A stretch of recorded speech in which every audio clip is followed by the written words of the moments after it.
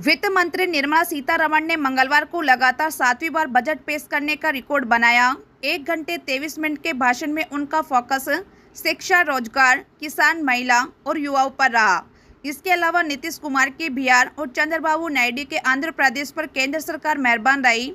Budget में नई tax regime चुनने वालों के लिए अब 7.75 लाख तक की इनकम टैक्स फ्री हो गई है, यानी उन्हें 17.5 हजार रुपये का फ़ायदा हुआ। पहली नौकरी वाले जिनकी सैलरी 1 लाख रुपए से कम होगी, उन्हें सरकार अधिकतम 15,000 रुपये 3 किस्तों में देगी। मोदी सरकार 3.0 बिहार की सीएम नीतीश कुमार की, जेडीयू और आंध्र प्रदेश की सीएम चंद्रबाबू नायडू की टीडीपी के भरोसे केंद्र में सत्ता चल रही है। वित्त मंत्री ने बिहार में इंफ्रा और अन्य प्रोजेक्ट्स के लिए 58,900 करोड़ रुपए और आंध्र प्रदेश की नई राजधानी अमरावती के विकास के लिए 15,000 करोड़ रुपए की घोषणा की है। न्यू टैक्स रिज्यूम में राहत। टैक्स रिज्यूम के तहत अब 3 लाख से 7 लाख रुपए तक की आय पर 5% के हिसाब से टैक्स देना होगा। पहले ये 6 लाख तक का था। न्यू टैक्स रिज्यूम के अन्य स्लैब में भी बदलाव किया गया है। इन दोनों बदलावों से टैक्स पेयर्स को 17,500 रुपये का फ़ायदा होगा। हालांकि पुराने टैक्स रिज्यूम में कोई बदलाव नहीं किया गया है। बजट में क्या सस्ता और क्या महंगा हुआ? कैंसर दवा, सोना चांदी, platinum, mobile phone, mobile charger, बिजली के तार, X-ray machine, solar setters, leather और सी फूड्स, मोबाइल और चार्जर पर कस्टम ड्यूटी घटाकर 15% हुई। सोना और चांदी के गहनों पर कस्टम्स ड्यूटी घटाकर 6% हुई। टेलीकॉम के सामान 15% और प्लास्टिक प्रोडक्ट्स 25% महंगे हो गए। पहली नौकरी वालों के लिए 1 लाख रुपए से कम सैलरी होने पर ईपीएफओ में पहली बार रजिस्ट्री करने वाले लोगों को 15,000 रुपये की मदद 3 किस्तों में मिलेगी।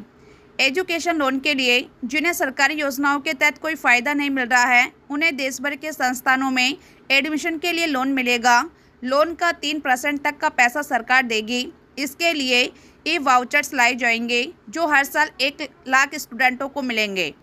बिहार और आंध्र प्रदेश के लिए बिहार को 58.9 हजार करोड़ रुपए और आंध्र प्रदेश को 15,000 करोड़ की मदद। बिहार, झारखंड, पश्चिम बंगाल, उड़ीसा और आंध्र प्रदेश के लिए इंफ्रास्ट्रक्चर डेवलपमेंट के लिए विशेष स्कीम। बिहार में विष्णुपद मंदिर कॉरिडोर और महाबोधि मंदिर कॉरिडोर बनेगा। नालंदा विश्वविद्यालय को पर्यटन केंद्र बनाएगा। एग्रीकल्चर के लिए 1.52 लाख करोड़ एमएसपी पर कोई ऐलान नहीं। सरकार ने एग्रीकल्चर और उससे जुड़े सेक्टरों के लिए 1.52 लाख करोड़ रुपए दिए। पिछले साल 1.25 लाख करोड़ रुपए दिए गए थे, यानी इस बार किसानों के लिए बजट 21.6% यानी 25,000 करोड़ रुपए बढ़ाया गया। 6 करोड़ किसानों की जानकारी के लिए लैंड रजिस्ट्री पर लाई जाएगी। 5 राज्यों में नए किसान क्रेडिट कार्ड जारी किए जाएंगे। हालांकि बजट में किसानों की सबसे बड़ी मांग एमएसपी को लेकर कई बड़ी घोषणाएं नहीं हुई। हर साल 20 लाख युवाओं को इंटर्नशिप एजुकेशन लोन पर 3% ब्याज सरकार देगी। शिक्षा के लिए 1.48 लाख करोड़ रुपए का बजट पेश किया। यह पिछले बजट से 32% ज़्यादा है। बजट भाषण में वित्त मंत्री ने नौकरियों और स्किल ट्रेनिंग से जुड़ी 5 स्कीम्स का ऐलान किया है। 1 करोड़ युवाओं को 5 साल में स्किल्ड किया जाएगा।